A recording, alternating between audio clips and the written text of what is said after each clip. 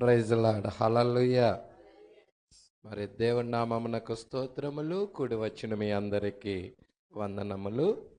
మరి ఈ సమయంలో పరిశుద్ధ గ్రంథము వైపుకి తిరుగుదాము.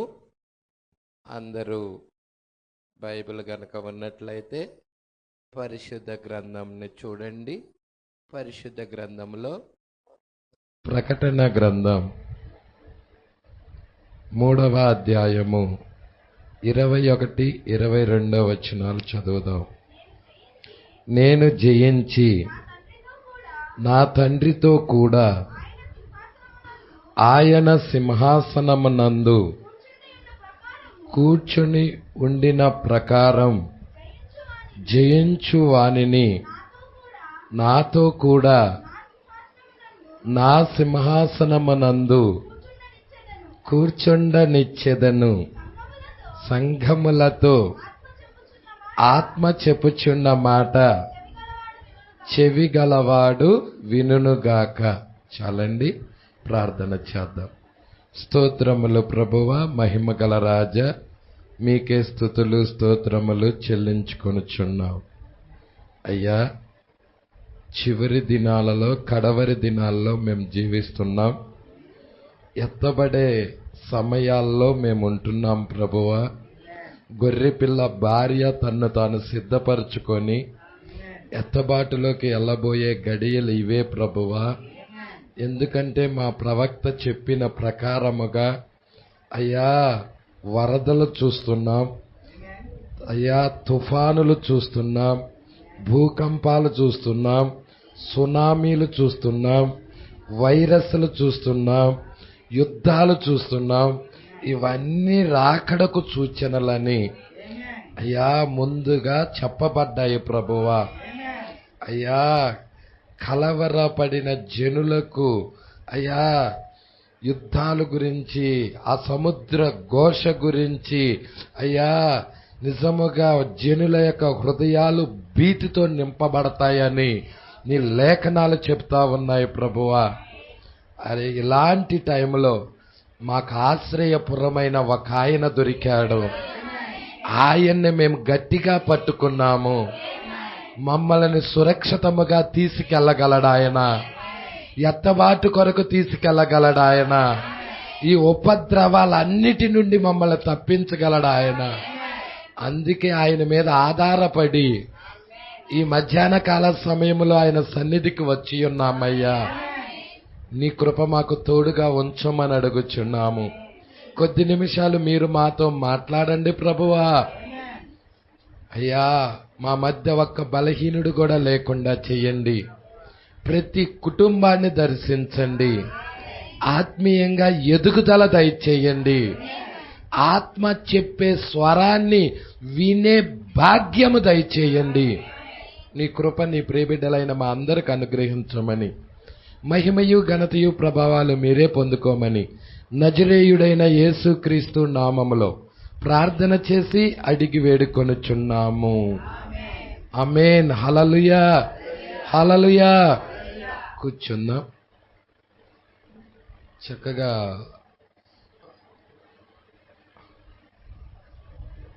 కింద కూర్చోలేని వారు ఎవరైనా ఉంటే చైర్స్ ఉన్నాయి బయట, చైర్స్లో కూర్చోండి, పర్వాలేదు. ఫ్రీగా కూర్చోండి, చక్కగా వాక్యాన్ని వినండి. వాతావరణం కూడా చాలా చల్లగా, చాలా మంచిగా ఉన్నది. దేవుడికి మహిమ కలుగునుగాక. ఒక్కపోతలో మనమేమి లేము. వాతావరణం కూడా చాలా చల్లగా ఉన్నది. దేవుడికి మహిమ కలుగునుగాక. కాబట్టి మరి ఇక్కడ మనం చూస్తున్నాం, ఈ కాలము లవోదికీయ కాలం. ఈ లవోదికీయ కాలం అంటేనే ఇది కోతకాలమై ఉన్నది. హల్లెలూయా. విత్తనము వేసిన కాలము ఎఫెస్ సంఘకాలం. హల్లెలూయా.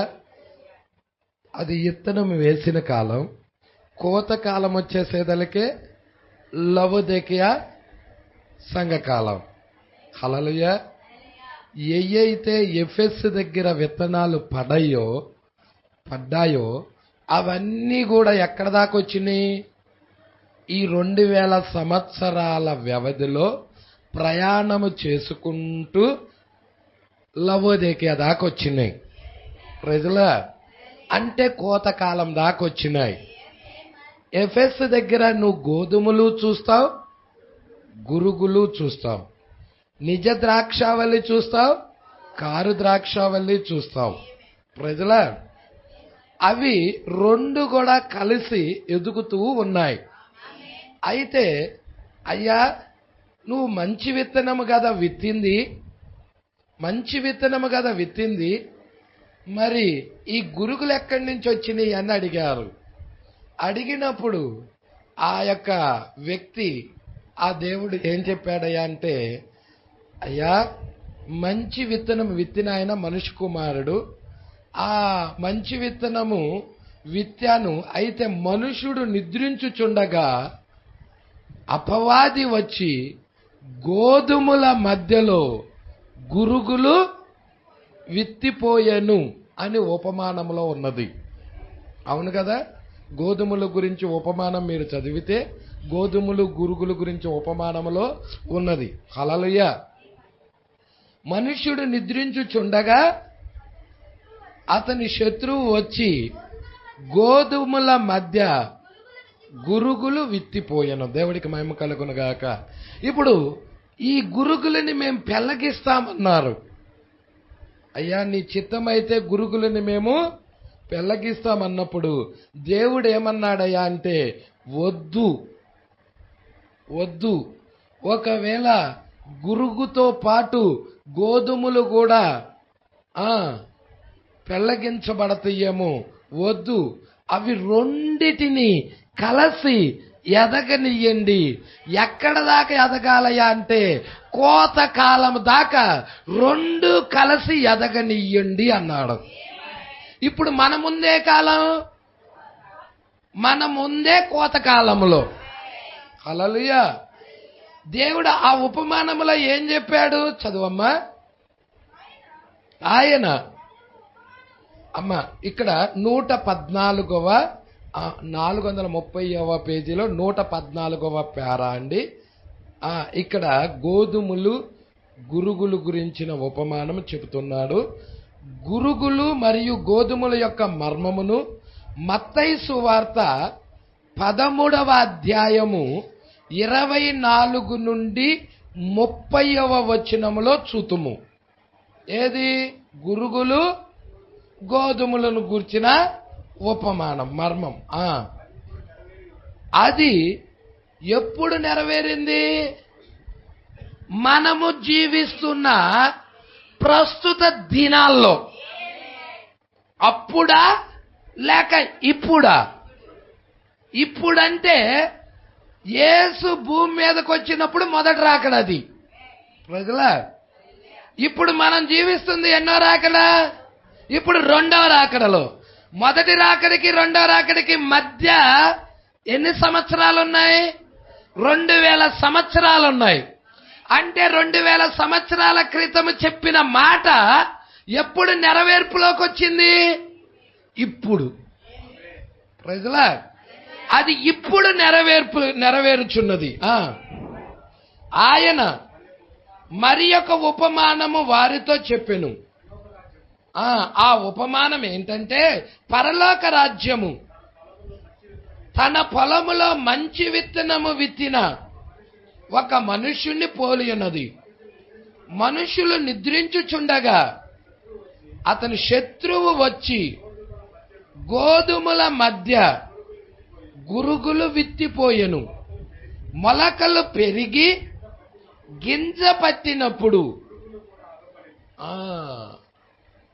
మొలకలు పెరిగి గింజ పట్టినప్పుడు గురుగులు కూడా కనపడ్డాయి. అప్పుడు ఇంటి యజమాని దాసులు అతని యొద్దకొచ్చి, అయ్యా నీవు నీ పొలములో మంచి విత్తనము విత్తితివి కదా, అందులో గురుగులు ఎక్కడి నుండి వచ్చినవని అడిగిరి. ఇది శత్రువు చేసిన పని అని అతడు వారితో చెప్పగా, ఆ దాసులు, మేము వెళ్ళి వాటిని పెరికి కూర్చుట నీకిష్టమా అని అతన్ని అడిగారు.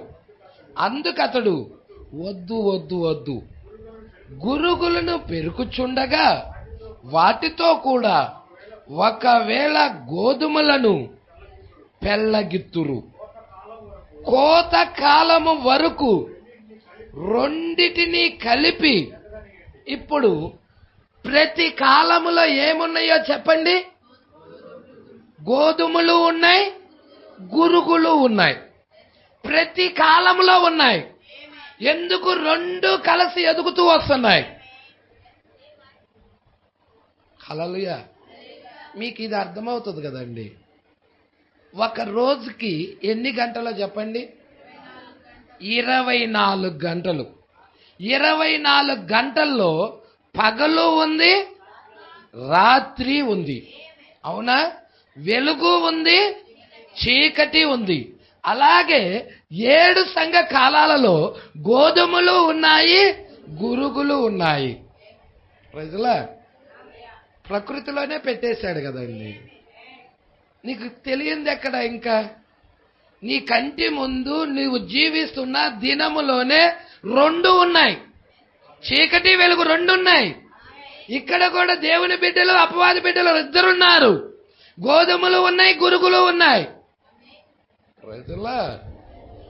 అయితే ఈ రెండిటిని డివైడ్ చేసే కాలం ఒకటి ఉంది. గోధుమలని గురుగులని వేరుపరిచే కాలం ఒకటి ఉంది.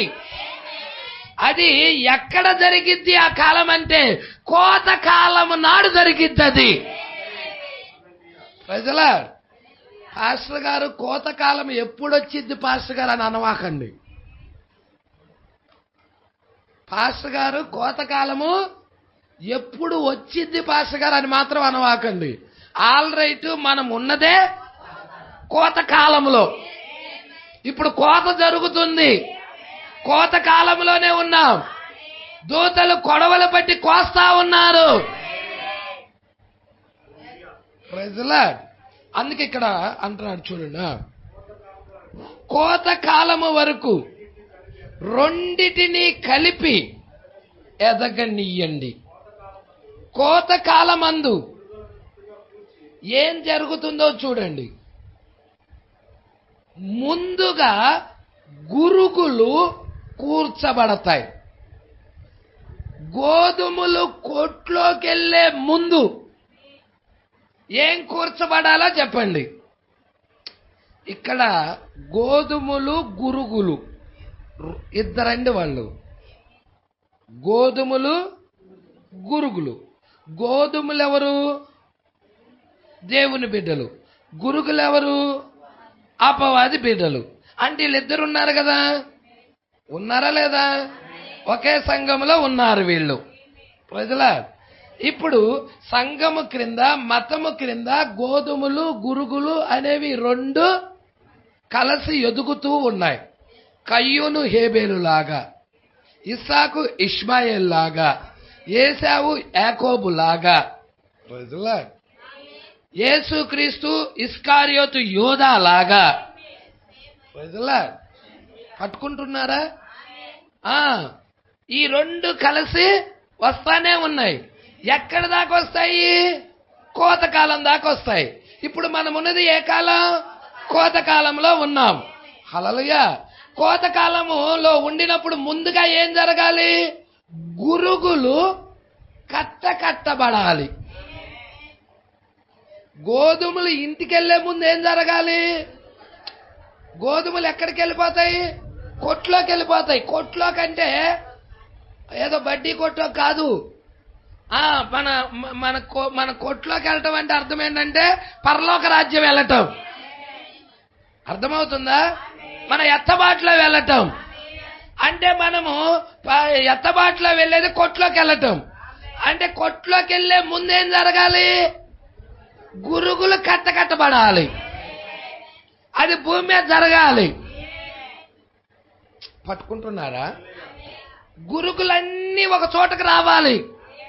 హల్లెలూయా. కట్టబడాలంటే అక్కడొకటి అక్కడొకటి అక్కడొకటి అక్కడొకటి ఉంటే కట్ట ఇద్దా ఏంది? అక్కడొకటి అక్కడొకటి అక్కడొకటి ఉంటే కట్ట ఇద్దా? కట్ అవ్వాలంటే ఏమవ్వాలి? ఏకమవ్వాలి. అంటే గురుగులన్నీ కూడా ఏకమవ్వాలి. అదే ప్రవక్త అన్నాడు, WCC అన్నాడు, వరల్డ్ కౌన్సిల్ చర్చెస్ అన్నాడు, ప్రపంచ సంఘముల సమైక్య అన్నాడు. అదే గురుగులు కట్టబడటం అన్నాడు. ఈ డినామినేషన్ సంఘాలన్నీ కూడా ఏకమైపోతున్నాయి. హల్లెలూయా. RCMతో కలిసి ఏకమైపోతున్నాయి. హల్లెలూయా. ఈ గోధుమలు మాత్రం, ఈ గోధుమలు కొట్లోకి వెళ్ళే ముందుగా హల్లెలూయా ఈ కార్యం జరగబోతుంది. చూడండి ఏమంటున్నాడు. కోతకాలమందు గురుగులను ముందుగా కూర్చి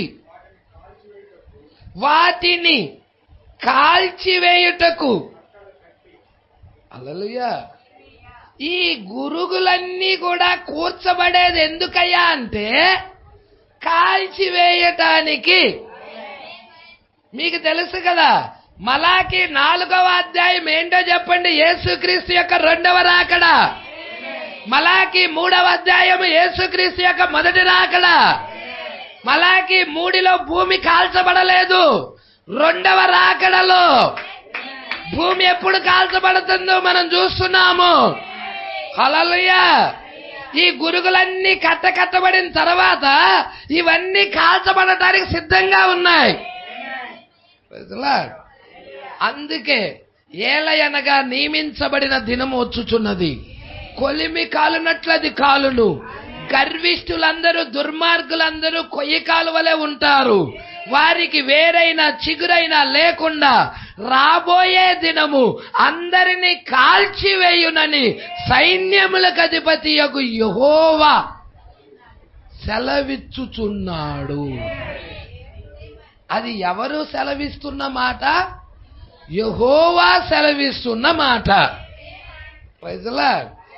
ఈ గురుగులన్నిటినీ కట్టి హల్లెలూయా. ఇవి ఎందుకు కట్టబడుతున్నాయ్యా అంటే తుదకవి కాల్చబడటానికి. హల్లెలూయా. మరి గోధుమల పరిస్థితి ఏంటయ్యా అంటే ఇక్కడ అంటున్నాడు చూడు.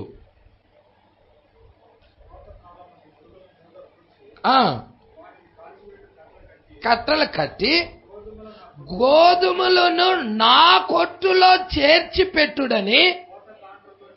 ఈ కోతగాండ్రులు ఎవరో చెప్పండి నాకు.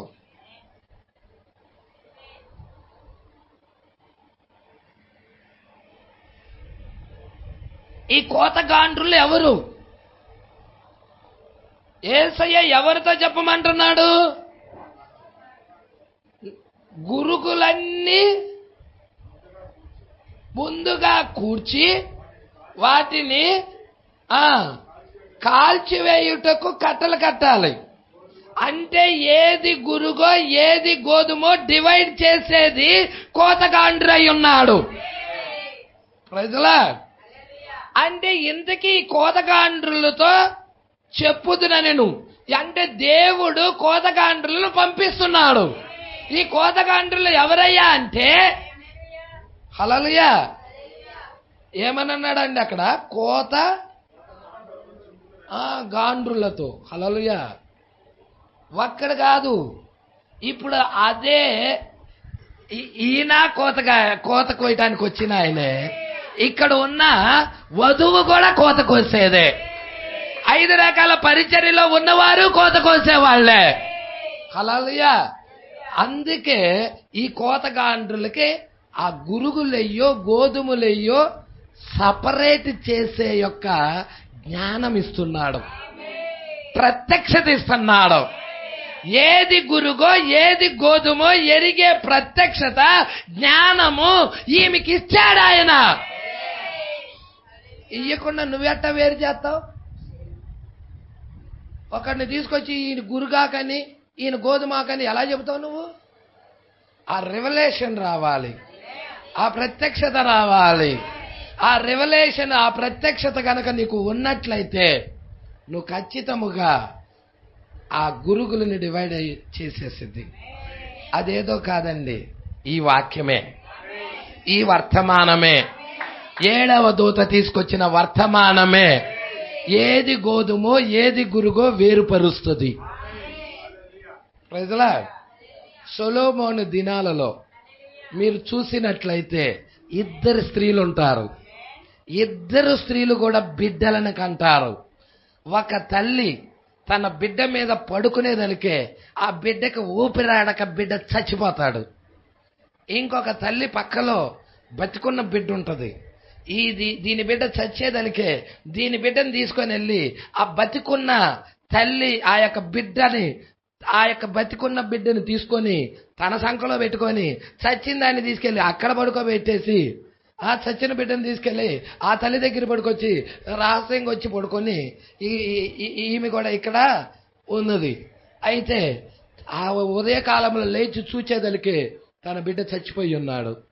ఆ స్త్రీ కేక పెడతా ఉన్నది, అయ్యో నా బిడ్డ చచ్చిపోయి ఉన్నాడే అనుకొని. నిదానించి చూస్తే అది తన బిడ్డ కాదు. నిదానించి చూస్తే అయ్యో ఈ బిడ్డ నా బిడ్డ కాదే, నా బిడ్డని ఎవరో దొంగిలించారు, నా బిడ్డని ఎవరో దొంగతనం చేశారు, నా బిడ్డని తీసుకొని వెళ్ళి చచ్చిపోయిన బిడ్డని తీసుకొచ్చి ఏడ పడుకోబెట్టారు. ప్రజలా ఇక వాళ్ళిద్దరికి మధ్య తగాదా దొరుకుతా ఉన్నది. అప్పుడు ఆ యొక్క స్త్రీ చచ్చిందే నీ బిడ్డ, బతికుంది నా బిడ్డ అని ఈ స్త్రీ అంటుంది.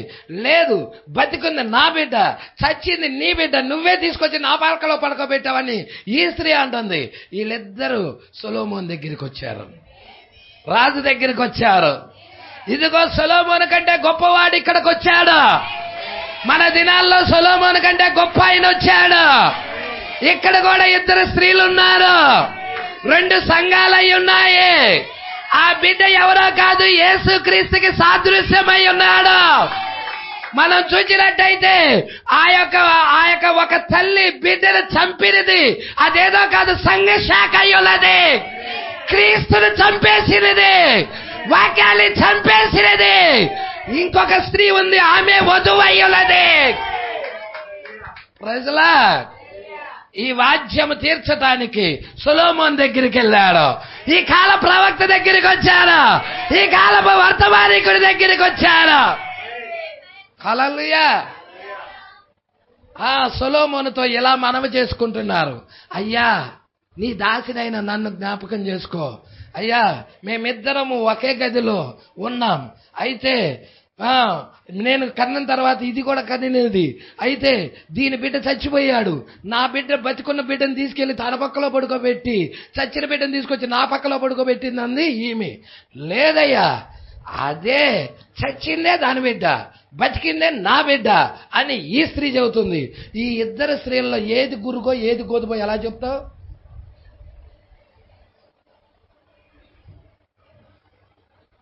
ఇద్దరిలో ఎలా చెప్తావు నువ్వు? ఇద్దరు ఒకే బిడ్డను కోరుతున్నారు. బతికింది నా బిడ్డ అంటుంది ఈ స్త్రీ, చచ్చింది దాని బిడ్డ అంటుంది ఈ స్త్రీ. ఈ స్త్రీ అంటుంది, అయ్యా కాదయ్యా, బ్రతికిందే నా బిడ్డ, చచ్చిందే దాని బిడ్డ అంటుంది ఈ స్త్రీ. ఇద్దరు స్త్రీలు బతికున్న బిడ్డనే కోరుతున్నారు. ఇప్పుడు ఈ ఇద్దరిలో ఆ బతికున్న బిడ్డ ఏ స్త్రీకి సంబంధించిందో చెప్పాలంటే ఏం కావాలంటావు?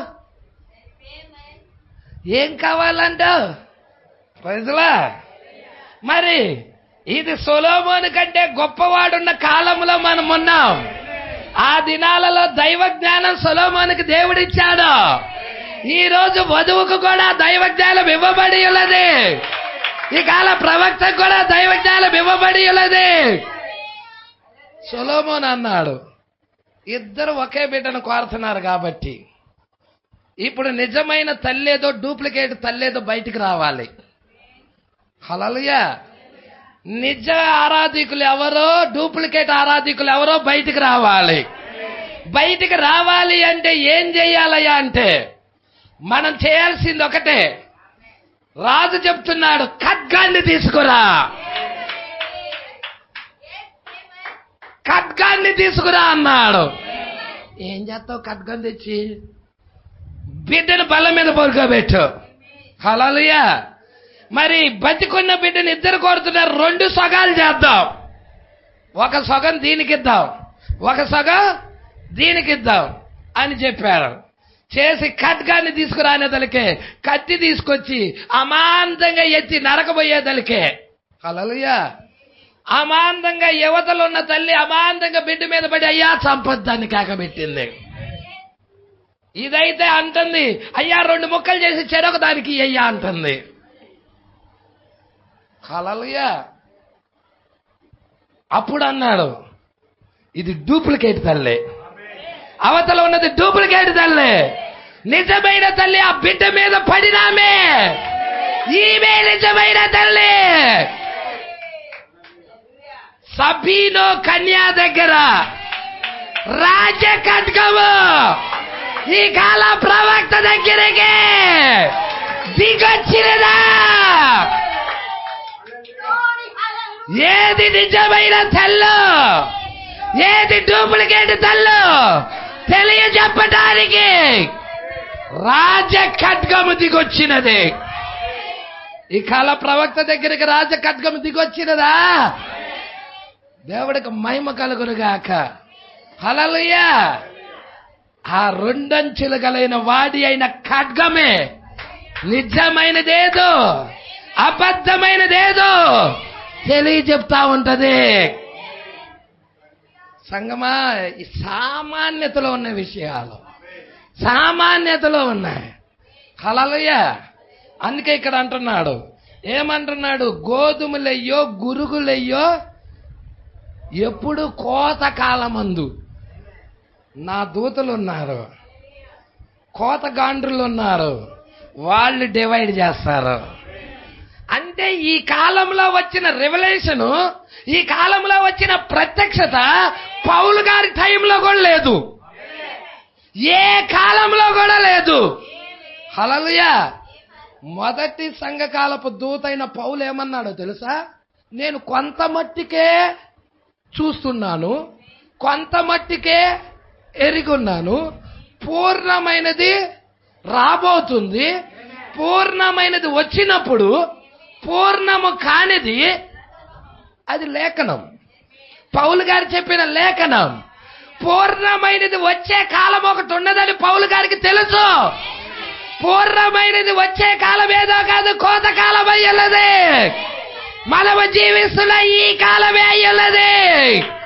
సంపూర్ణ వాక్యం యొక్క ప్రత్యక్షత వచ్చిన కాలం ఇది.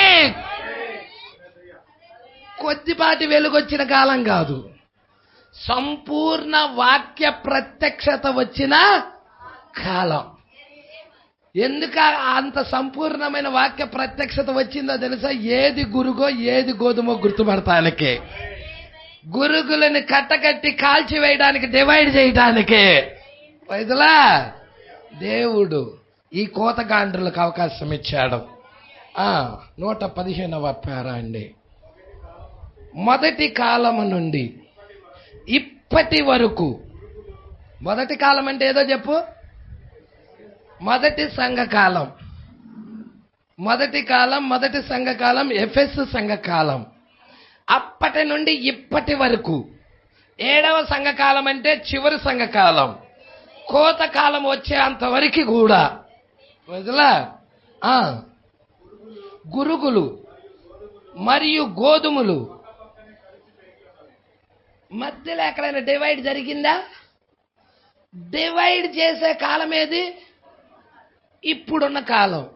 నువ్వు డివైడ్ చేయకుండా 2 మిక్స్ చేసావనుకో, ఏం జరిగిద్ది? ఏం జరిగిద్ది?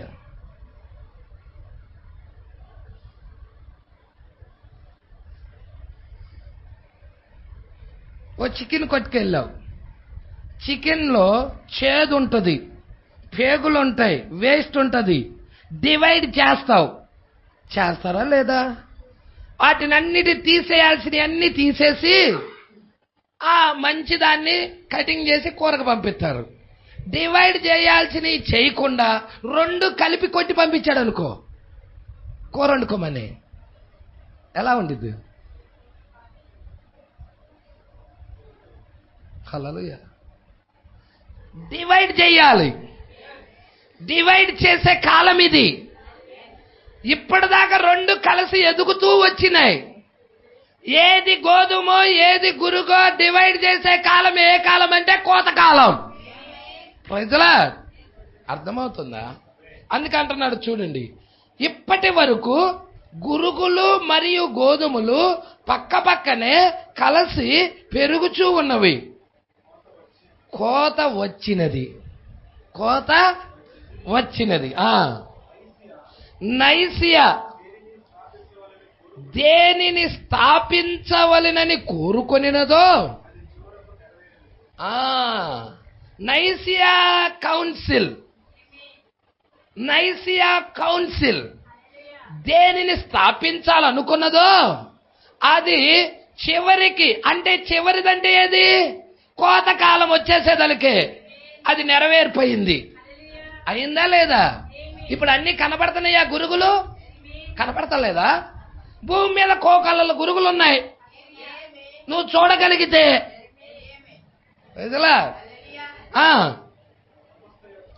సమస్త యొక్క శక్తి ద్వారా అబద్ధ సంఘము, అది ఆ నైసియా కౌన్సిల్ అనేది ఏం జరిగింది? అక్కడ సమస్త ఏర్పడినది.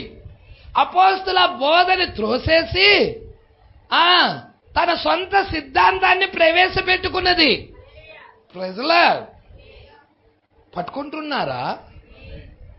ఒక్క దేవుడికి బదులుగా ముగ్గురు దేవుళ్ళ ఆరాధన తెచ్చినది. హల్లెలూయా. పండుగలు తెచ్చినది. హల్లెలూయా. స్త్రీ బోధలు తెచ్చినది. మానవుని యొక్క నాయకత్వం తెచ్చినది. దేవుని నాయకత్వానికి బదులుగా మరి గురుగులన్నీ కూడా అది కలిసి ఎదగాలని కోరుకొని చివరికి కోతకాలం వచ్చేసింది. కోతకాలంలో అవన్నీ కనబడుతున్నాయి. ఇప్పుడు భూమి మీద కొల్లలుగా ఉన్నాయి. ప్రజలా ఇప్పుడు దేవుడు తీసుకెళ్లేది గురుగులను కాదు, దేవుడు కొట్టులోకి తీసుకెళ్లేదేంటి? గోధుమలనే. ఎత్తబాటులోకి తీసుకెళ్లేదేంటి? గోధుమలనే. ప్రజలా అందుకే దేవుడు ఏం పంపించాడంటే వాక్యాన్ని పంపించాడు. హల్లెలూయా. వాక్యాన్ని పంపించినప్పుడు ఈ వాక్యము నువ్వు గురుగాకువో గోధుమవో ఈ వాక్యమే డిసైడ్ చేసేసిద్ది. హల్లెలూయా. వాక్యమేనా డిసైడ్ చేసేది? వాక్యమే డిసైడ్ చేసేసిద్ది. నువ్వు గోధుమవో గురుగువో. ప్రజలా దేవుడికి మహిమ కలుగును గాక. సొలొమోను కత్తి దమ్మనేదలికే ఆ ఖడ్గము నిజమైన తల్లెవరు, అబద్ధపు తల్లెవరు బయటికి తీసుకొచ్చేసింది. ప్రజలా అదే విధముగా నిజమైన సంఘమేదో అబద్ధపు సంఘమేదో ఆచారపు సంఘమేదో ఈ వాక్యం అనేది, ఈ ఖడ్గం అనేది వచ్చిన తర్వాత అది ఏం చేస్తుందంటే ఏది నిజమైనదో ఏది అబద్ధమైనదో మన ముందుకు తీసుకొస్తుంది. హల్లెలూయా.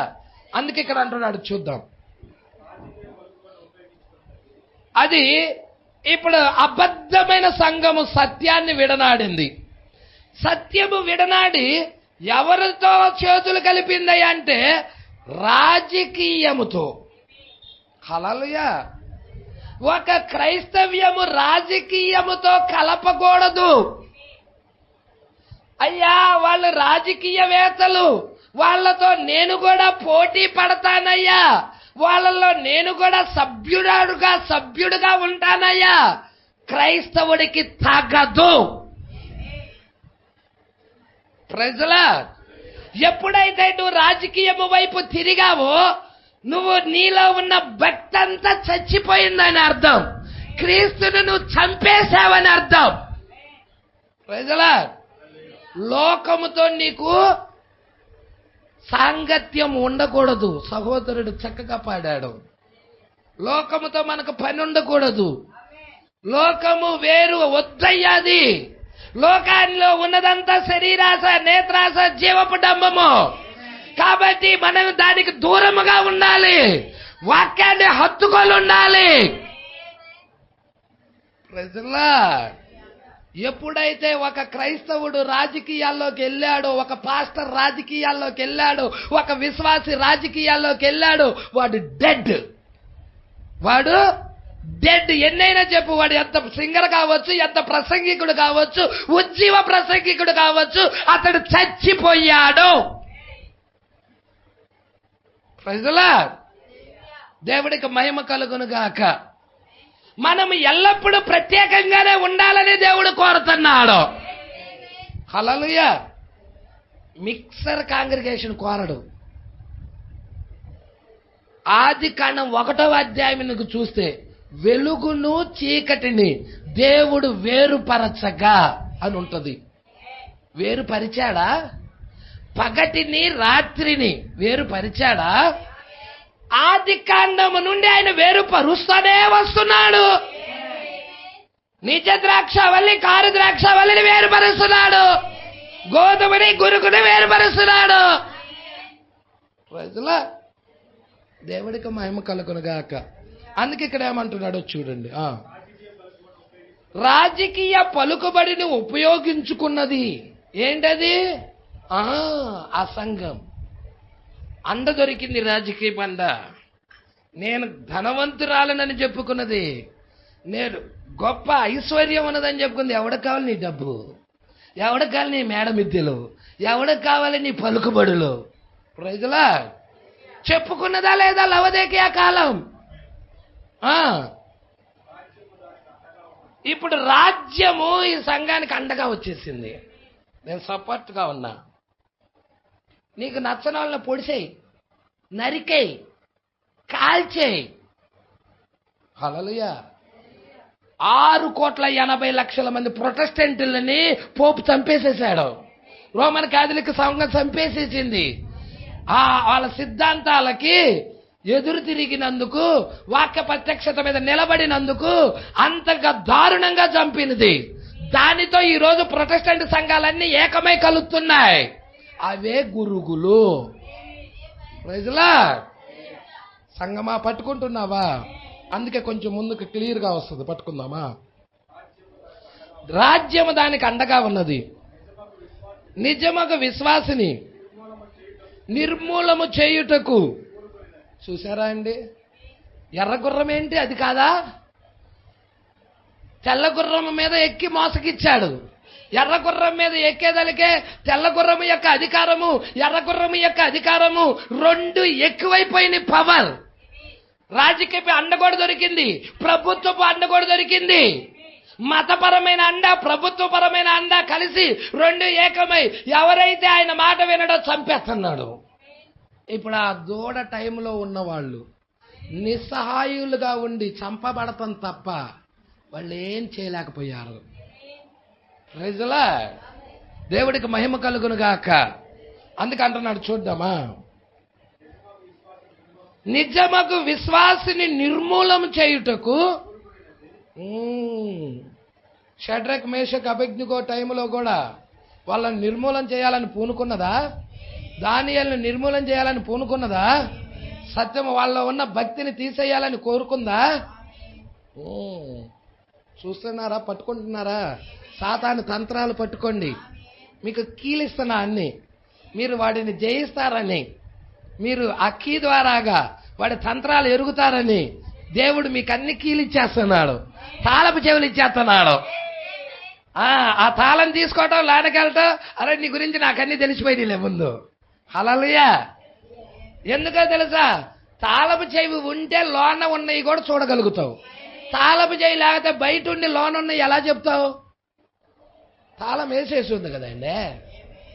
నువ్వు లోనున్నవి చూడాలంటే లోనకు రావాలి. ప్రజలా నీకు తాళపు చెవి కావాలి. అందుకే దేవుడు తాళపు చెవులు ఇచ్చేస్తున్నాడు. ప్రజలా విశ్వాసిని నిర్మూలం చేయుటకు పూనుకుంది. అది సామాన్యమైన కుట్ర కాదు, అది పిరికి కుట్ర. ధైర్యం లేదు. అండగా చేసుకొని ప్రభుత్వాన్ని, హల్లెలూయా, ప్రభుత్వాన్ని అండగా చేసుకొని నిజమైన విశ్వాసులను చంపుతా ఉంది.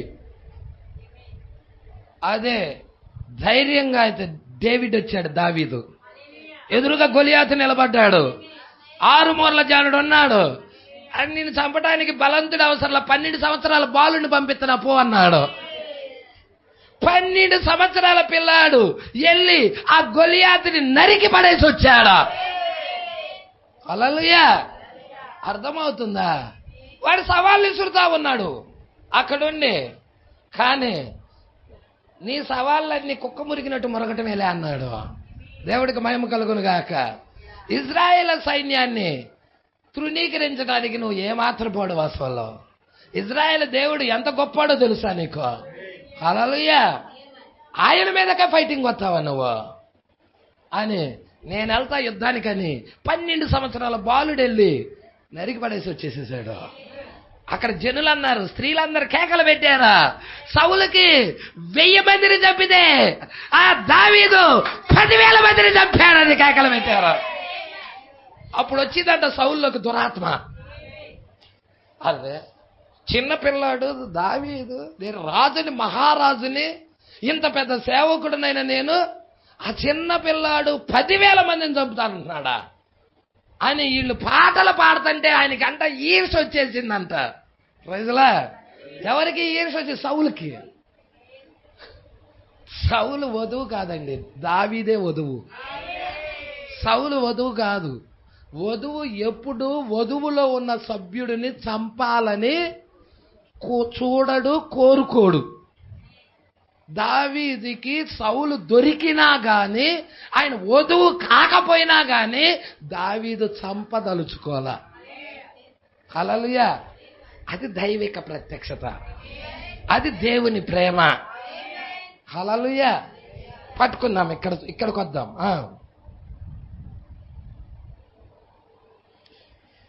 ఏమంటున్నాడో చూడండి. చదవండి. గోధుమలు కొట్టులోనికి అది తన పిరికి కుట్రను నెరవేర్చుచున్న సమయములో ఆ పిరికి కుట్ర ఎట్లాంటిదో తెలుసా? ఆయన బిడ్డలని భూమి మీద లేకుండా చేయాలి, తుడిచిపెట్టాలి. ఒకప్పుడు తుడిచిపెట్టాకట తుడిచిపెట్టాలి. ఒకప్పుడు ఎర్రగుర్రం ఎక్కినప్పుడు ఇదిగో ఆయన బిడ్డలందరినీ చంపకుండా వెళ్ళా, నాకు అడ్డమే లేకుండా అందరినీ నరికేసా, ఇప్పుడు కూడా నరికేయాలి అనుకుంటున్నాడంట వాడు. అనుకుంటున్న టైంలో ఒత్తిడి వస్తా ఉంది ప్రపంచ సంఘముల సమైక్య నుండి.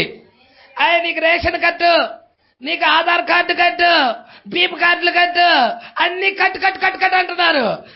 నువ్వు రేపటి నుంచి చర్చిలు కూడా మోతేసుకోవాలి అబ్బాయి, చర్చిలు కూడా జరపకూడదు అంటా ఉన్నారు. ఒత్తిడి, ఫుల్ ఒత్తిడి వచ్చింది. హల్లెలూయా. ఏం బయట కొనాలన్నా అమ్మాలన్నా కానీ ఫెలోషిప్ కార్డు ఉండాలయ్యా అన్నారు. ఆ కార్డు లేకపోతే ఏమి లేదయ్యా అన్నారు. అయినా కానీ వీళ్ళు దానికి లోబడతల్లా. ఆ ఫెలోషిప్ కార్డు మాకు అవసరం లేదయ్యా. హల్లెలూయా. మా దేవుడు మండుచున్న అగ్నిగుండము నుండి తప్పించగల సమర్థుడని ఆ రోజు ఎలా నిలబడ్డారో అలా నిలబడే వధువు ఉంది. ఉందా వధువు? అలా నిలబడే వధువు ఉందా? ఉంది చివరి కాలంలో. హల్లెలూయా. అది పిరికి కుట్రా వాడు చేసేది. అదే టైంలో మన పక్షాన దేవుడి దిగొస్తాడు. 4 మూలలా నిన్ను బిగించేసినా గాని, ద్వారాలన్నీ మూయబడినా గాని ఎల్లప్పుడూ తెరుచుకోనుంటుంది పై ద్వారా. పై నుండి నీకు సహాయకుడిగా దేవుడి దిగొస్తాడా, నీ పక్షాన నిలబడటానికి, నీతో నడవడానికి, నిన్ను తీసుకెళ్ళడానికి, నిన్ను బ్రతికించడానికి. దేవుడికి మహిమ కలుగును గాక. అపవాది ఎన్ని కుట్రలైన పననే, మనం మాత్రం వాక్యపక్షాన ఉండేదే. వాక్యం నుండి కుడికి గాని ఎడమకి గాని తిరిగే ప్రసక్తే లేదు. హల్లెలూయా. ఆ రోజు చెప్పలేదా వాళ్ళు ధైర్యంగా?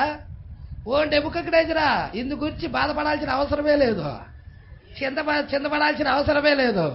నువ్వు నిలబెట్టిన ప్రతిభకు మాత్రము మేము నమస్కారం చెయ్యము, కన్ఫర్మ్ చేసుకో.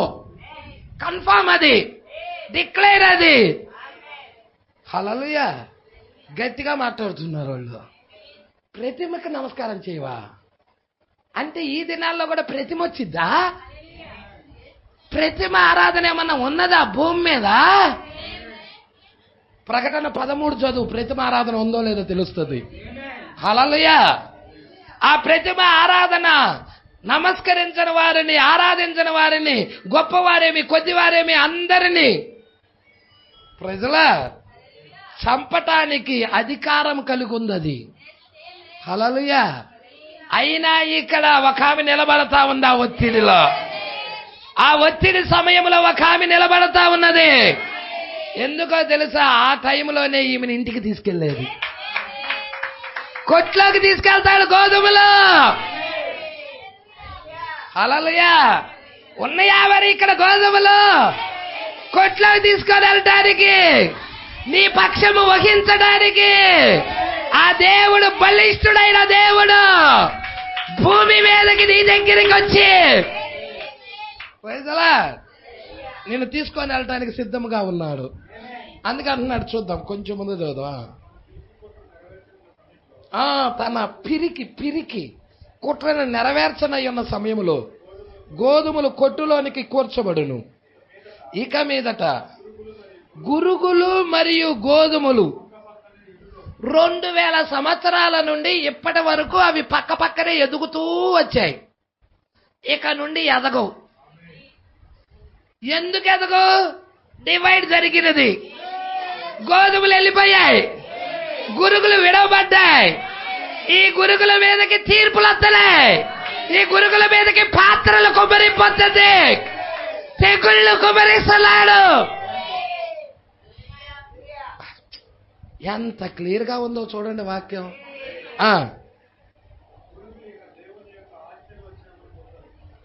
ఏమంటున్నాడండి ఇక్కడ ఏమంటున్నాడో చూడండి. గోధుమలు కొట్టులోనికి సమకూర్చబడును. ఇక మీదట గురుగులు మరియు గోధుమలు పక్క పక్కనే ఎదగవు. గురుగులు ఇక దేవుని యొక్క ఆశీర్వచనాలు. ఈ గురుగులకి ఆశీర్వచనం దేనిని బట్టి? ఈ గోధుమను బట్టి. నిన్ను బట్టే వాళ్ళకి ఆశీర్వచనం. హల్లెలూయా. గోధుమను బట్టే వాళ్ళకి ఆశీర్వచనం. అవి కూడా చప్పట్లు కొడతాయి.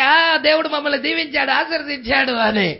మా ఫలాలు కూడా బాగా పంటలు పండాయి అని, బాగా సమృద్ధిగా వర్షం కురిపించాడు దేవుడు అని అవి కూడా ఆనందిస్తా ఉంటాయి. హల్లెలూయా. దేనిని బట్టి వాన కురిపించాడు? గోధుమలను బట్టి. హల్లెలూయా. ఇప్పుడు గోధుమలు తీసుకెళ్లిపోయాడు, గోధుమలను ఇంటికి తీసుకెళ్లిపోయాడు. ఇప్పుడు సపరేట్ అయిపోయింది. గురుగులు విడవబడ్డాయి, గోధుమలు ఎత్తబాట్లో వెళ్ళిపోయాయి. గోధుమలేమో ఎత్తబాట్లో వెళ్ళిపోయాయి, గురుగులేమో విడవబడ్డాయి. ఇక గురుగులు ఆశీర్వచనాలు పొందవు. Praise lord. దేవుని యొక్క ఆశీర్వచనాలు పొందవు. గోధుమల వలన ఒకప్పుడు అవి కూడా దీవించబడ్డాయి. ఎందుకు? 2 కలిసి ఉన్నప్పుడు. ఇప్పుడు గోధుమలు కొట్లోకి వెళ్ళిపోయాయి, గోధుమలు ఎత్తబాట్లోకి వెళ్ళిపోయాయి. గోధుమలు ఎత్తబాట్లోకి వెళ్ళినప్పుడు విడవబడిన వాళ్ళ మీదకి ఏముంటాయి? తీర్పులు ఉంటాయి. అదే చెప్తున్నాడు, చూద్దామా. గోధుమల వల్ల అవి కూడా ఒకప్పుడు దీవించబడ్డాయి. అయితే గోధుమలు వెళ్ళిపోయినవి కనుక దేవుని యొక్క ఉగ్రత ఏటి మీద? అది అయ్యే కాల్చబడటం అంటే. కాల్చబడటం అంటే అర్థం ఏంటయ్యా అంటే దేవుని యొక్క ఉగ్రత వాటి మీద కుమ్మరించబడటం అంటే గురుగుల శ్రమల్లోకి వెళ్ళిపోవటం. హల్లెలూయా. శ్రమలు చూడదు గోధుమ. హానోకు శ్రమలు చూడలేదు, ఎత్తవాటిలో వెళ్ళిపోయాడు. హల్లెలూయా. ఇప్పుడు గురుగులు ఏం జరుగుతుందండి? గురుగులకి ఉగ్రతలు, దేవుని యొక్క ఉగ్రతలు. అవునా? గొర్రెపిల్ల ఉగ్రత దినం వచ్చినది, దానిని తాళజాలిన వాడెవడు? అంటే గొర్రెపిల్ల ఉగ్రత వచ్చిందంటే ఏంటి అర్థం? గోధుమలు కొట్లోకి వెళ్ళిపోయాయి అని అర్థం. గోధుమలు కొట్టులోకి వెళ్తే భూమి మీద ఏం జరుగుతుంది? గొర్రెపిల్ల ఉగ్రత జరుగుతుంది. గోధుమలు వెళ్ళిపోయినవి కనుక దేవుని యొక్క ఉగ్రత కుమ్మరించబడును. ఇప్పుడు 6వ ముద్ర 6th సీల్. అది 6th సీలే తీర్పు ముద్ర, గురుగులను కాల్చే ముద్ర. ఆటిది మరి ఆ కట్ట కట్టి కాల్చివేసే ముద్ర ఏదయ్యా అంటే 6వ ముద్ర. లోకం మీదకి శ్రమలు. హల్లెలూయా. లోకం మీదకి భయంకరమైన శ్రమలు. ఏదో ఒక మూల ప్రాంతంలో కాదు, దేశంలో ఎక్కడ చూసినా కానీ, వార్తల్లో కానీ, అన్ని టీవీలో కానీ, న్యూస్ల్లో కానీ, ఎక్కడికి వెళ్ళినా గుంపులు గుంపులు. ఏంటి ఇంత భయంకరంగా ఉంది లోకం? ఇట్ట చచ్చిపోతున్నారేంటి? ఉగ్రతలు కుమ్మరించబడుతున్నాయి. తాత్కాలికమైన తీర్పులకే ఇట్లా ఉంటే పర్మనెంట్ తీర్పులకి ఇంకెంత భయంకరంగా ఉంటాయో చూడు. జస్ట్ తాత్కాలికమైన తీర్పులకే వణికిపోతుంటే, తాళజాలకపోతుంటే, ఇక అసలు తీర్పులు వస్తే ఏడ తట్టుకుంటారండి? వాళ్ళు తట్టుకోలేకంట సొరంగాల్లోకి వెళ్ళి, బండ సందుల్లోకి వెళ్ళి, గొర్రెపిల్ల ఉగ్రత నుండి మమ్మల్ని కాపాడని ఆ స్వరంగముతోనూ ఆ బండతోనూ చెప్పే రోజులున్నాయంట. అంత భయంకరమైన దినాలు ప్రజలా. అందుకే ఇక్కడ అంటున్నాడు చూడండి, గోధుమలు వెళ్ళిపోయినవి గనుక దేవుని యొక్క ఉగ్రత కుమ్మరించబడును. అదే 6వ ముద్ర. దుర్మార్గులు బొత్తిగా నిర్మూలించబడుటను ఇక్కడ మనము చూడగలము. అదే అంతము. అదే మలాకి 4. ఏలయనగా నియమించబడిన దినం వస్తుంది. గర్విష్ఠులు దుర్మార్గులందరూ కొయ్యి కాలువలే ఉంటారు. వారిలో ఒకనికి వేరైన చిగురైన లేకుండా రాబోయేది అందరినీ కాల్చివేయును. రైతులా, ఈ గురుగులన్నీ కాల్చివేయబడే టైం అదే. రైతులా, మరి గురుగులతో పాటు నువ్వు కాల్చబడకుండా నిన్ను తప్పించటానికి ఏదైనా వర్తమానం ఉందంటే ఏలియా వర్తమానం ఉన్నది. యెహోవా నియమించిన భయంకరమైన దినానికి ముందుగా, ఆ భయంకరమైన దినానికి ముందుగా, ఆ కొలిమి కాలినట్లు కాలే దినానికి ముందుగా, ఆ భక్తిహీనులందరూ కొయ్యి కాలువలే ఉండే దినానికి ముందుగా ప్రవక్త అయిన ఏలియా భూమి మీదకి వచ్చే నిన్ను తప్పించడానికి ఒక వర్తమానం తీసుకొస్తున్నాడు. ఆ వర్తమానమే ఈ వర్తమానం. ఇది నిన్ను కాపాడే వర్తమానం, నిన్ను రక్షించే వర్తమానం, ఉగ్రతలోనికి వెళ్ళనీయకుండా సంరక్షించి నిన్ను కాపాడే వర్తమానం ఇది. మరి ఈ వర్తమానానికి నువ్వు నమ్మకంగా జీవిస్తావా? ఈ వర్తమానం పక్షాన నువ్వు జీవిస్తావా? ప్రైజ్లా. ఎంతమంది జీవించడానికి ఇష్టపడుతున్నారు? ఏలియా వర్తమానం పునరుద్ధానపు వర్తమానం. మీకు తెలుసా, ఏలియా వర్తమానం పునరుద్ధానపు శక్తిని కలిగి ఉన్నదని, జీవింపజేసే శక్తిని కలిగి ఉన్నదని, చనిపోయిన వారిని లేపే శక్తిని కలిగి ఉన్నదని. ప్రజలా, మరి ఆ పునరుద్ధానపు వర్తమానమే మనకిచ్చాడు. అసలైన వాక్యము వైపుకి తిప్పాడు వచ్చి. హల్లెలూయా. అందుకే అంటా ఉన్నాడు, ఇక్కడ ఏమంటున్నాడయ్యా, దేవుని యొక్క ఉగ్రత కుమ్మరించబడును. అదే 6వ ముద్ర, 6th సీల్. హల్లెలూయా. పట్టుకుంటున్నారా? 6వ ముద్ర తీర్పు ముద్ర అయి ఉన్నది. దుర్మార్గులు బొత్తిగా నిర్మూలించబడుటను ఇక్కడ మనం చూడగలము. ఇదే అంతము. ఆ అంతంలో ఉండకుండా ఉండటానికి దేవుడు సిద్ధపరిచిన మార్గము వైపుకు తిరుగుదామన్న వాళ్ళు ఎవరైనా ఉన్నారా? మీ జీవితాలు చక్కపరుచుకోవాలనుకుంటే ఇదే సరైన సమయం. నీ ఉద్యోగం నిన్ను రక్షించదు, నిజం చెప్తున్నా. ఒక సైంటిస్ట్ అంట ఖమ్మం జిల్లాలో, ఆమె ఉద్యోగం కాపాడలేకపోయినది. వరదొచ్చేసింది, కొట్టుకొని వెళ్ళిపోయారు. తండ్రి ఆమె ఆ కారులో వెళుతూ పాపం ఎంతగా ఆమె పెద్ద వయసు కూడా ఎన్నో చదువులు చదివించి ఎంతో గొప్ప సైంటిస్ట్ని చేశాడు తండ్రి. అయినా కానీ ఆ సైంటిస్ట్ రక్షించబడలేకపోయింది. కారణం ఏంటో తెలుసా? దేవుడు ఉగ్రత ముందు ఏది నిన్ను కాపాడలేదు. దానికి రాకముందే దేవుడు ఏర్పాటు చేసిన మార్గం వైపు తిరుగుదాం. దేవుడు సిద్ధపరిచిన మార్గం వైపుకు తిరుగుదాం. ఏలియా వర్తమానం వైపుకు తిరుగుదాం. మన కుటుంబాలు చక్కపరుచుకుందాం. దేవుడు మాటలు దీవించి ఆశీర్వదించునుగాక. నెక్స్ట్ వారం 116వ పేరా చదువుకుందాం. అందరం లేచి నిలబడదాం. ఇలాంటి వర్తమానాలు మీకు మరిన్ని అందుబాటులో ఉండాలంటే ఈ ఛానల్ని సబ్స్క్రైబ్ చేయండి. ఇంకా ఈ ఛానల్ని సబ్స్క్రైబ్ చేసుకుని వారు ఉన్నట్లయితే ఈ వీడియోలో చూపించిన విధంగా సబ్స్క్రైబ్ చేసుకోనండి. ఆమేన్.